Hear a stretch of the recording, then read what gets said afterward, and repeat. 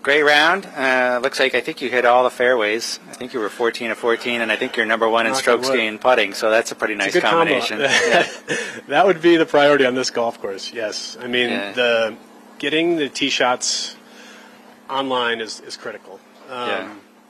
Actually, no, I had to take one unplayable on 7, so that was at 13. The stats were wrong. Stats were wrong. But like desert golf, or Hawaii golf, you know, the fairways are generous, but if you're off them at all, it's pretty much stroke and distance penalty. So you really got to kind of choose your battles. There's 2 really cool reachable par 4s out there, but if you miss them at all, I mean, you're pretty much re-teeing. So the other way you can look at it is like we can also hit a 5 or 6 iron and guarantee you got 95 yards, you know, staring right at a green light pin. So it's a cool kind of thought-provoking golf course. 1 par 5 I hit 5 wood off of. You can hit hammer driver and have 3 iron in, but it's, you know, twice as narrow as 5 wood. And so it's just kind of trying to figure stuff out like that, which I think is fun for us playing new golf courses, because so often we all play from the same spots. We kind of all play similar styles on courses we know, and it's like, you know, we're in Colonial, you hit it here, in Hartford, you hit it here, but this one we're like, we're not quite sure what everybody's doing, so just trying to figure it all out. So I think you had your 300th made cut. I did last week. Does that prompt any sort of reflection or assessment, self-assessment? Yeah, you know, it's just kind of a self-pride thing. It's a cool little feather in the cap, but it, you know, it doesn't really mean much or anything to anyone else. But for me, like for my own kind of pride, I was like, yeah, that's a pretty cool accomplishment. It shows longevity. It shows consistency.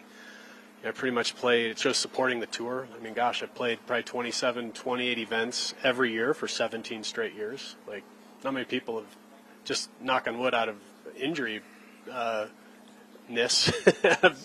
been able to keep playing. So I just feel fortunate that my body's hung in there. I try and take good care of myself and do smart things. But to still be able to shoot scores like this on PGA Tour courses is fun. I didn't think I'd be able to do it past 45, but I'll be 46 here in a couple weeks, and still feel strong and healthy and putting great, and see if we can go do something fun this week.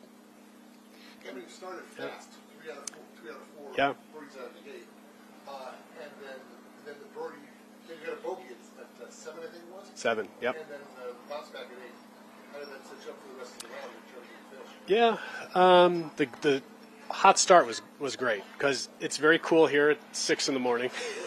We were warmed up with very dim lights on the range, so I could hardly even see your lies on the range. Like, it's not an ideal way to start, you know, the day. And then you go to a 490-yard hole that's, you know, relatively tight on the first hole here. It's a good golf hole, and you got a hammer driver, and I had a beautiful 7-iron in there and was able to make like a 12-footer on the first hole, and then another 20-footer on 2, and then another 20-footer on 4. So it was a dream start. And then the jacket came off, and you kind of, you know, warmed up into the 80s and 90s, and you feel like you can get moving and start hitting your distances again. But the key is, you know, we're playing at elevation.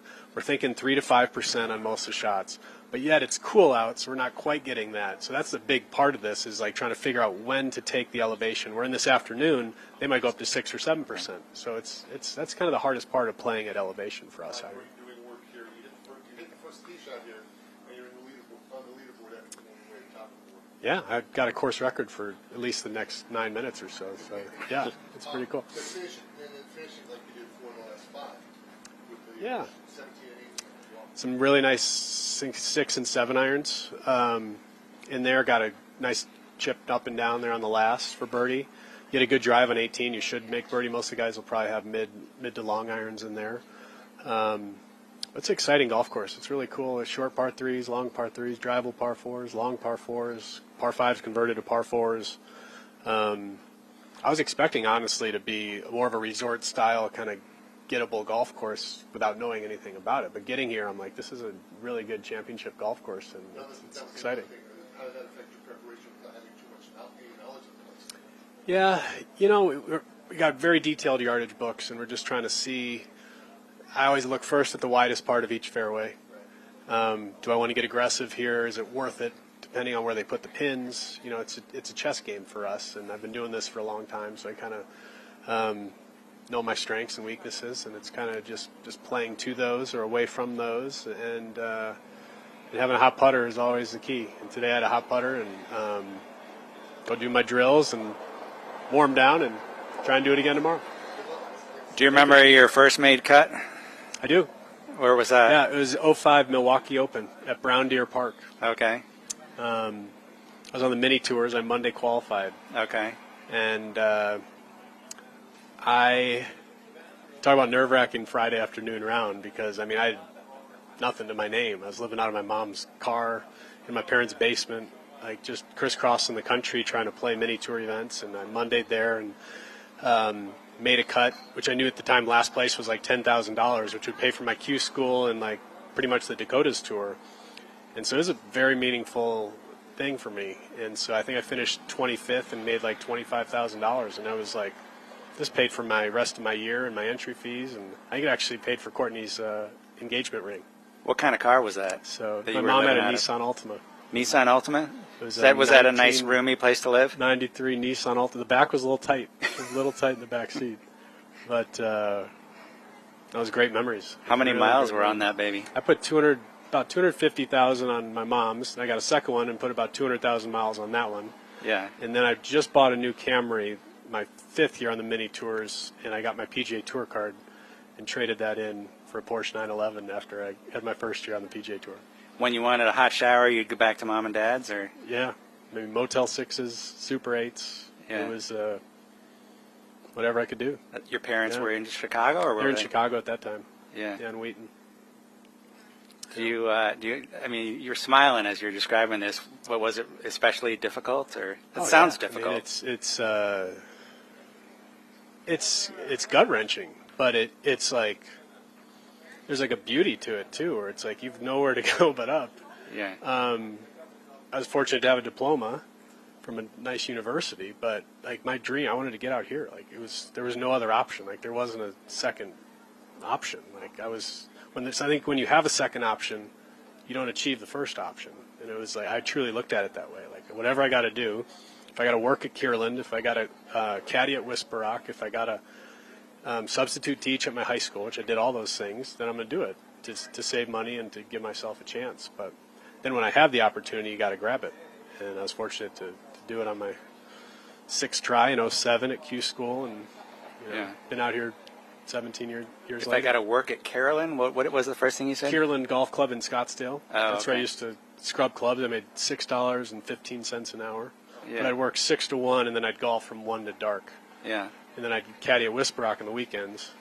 Wow. Did that for 2 winters. Yeah. I'm now a member at Whisperock.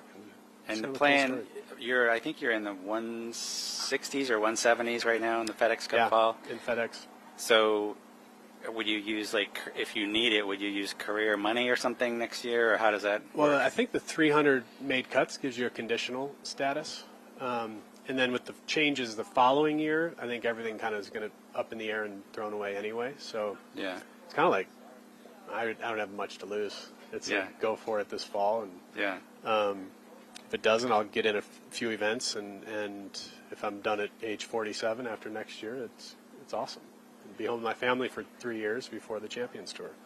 Yeah. So whatever's meant to be is meant to be. But I'm going to go out swinging, that's for sure. All right. Yeah. Good plan. Thank you. Yeah, I think.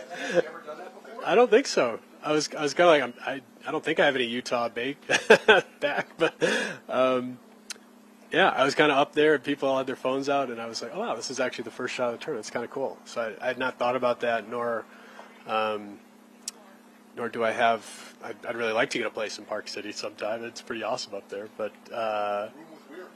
yeah, that's right. That's right. But yeah, to make a birdie on the first hole was a nice way to start it off.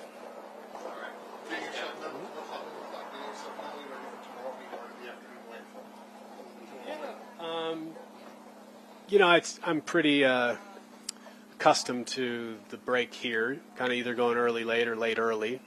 This situation, it's like a lazy lunch, a nice coffee, kind of get in a cold plunge and kind of do a warm down and just kind of slow afternoon, and then try and sleep in as much as I can and come putt before tomorrow's round. Yeah. Thank you.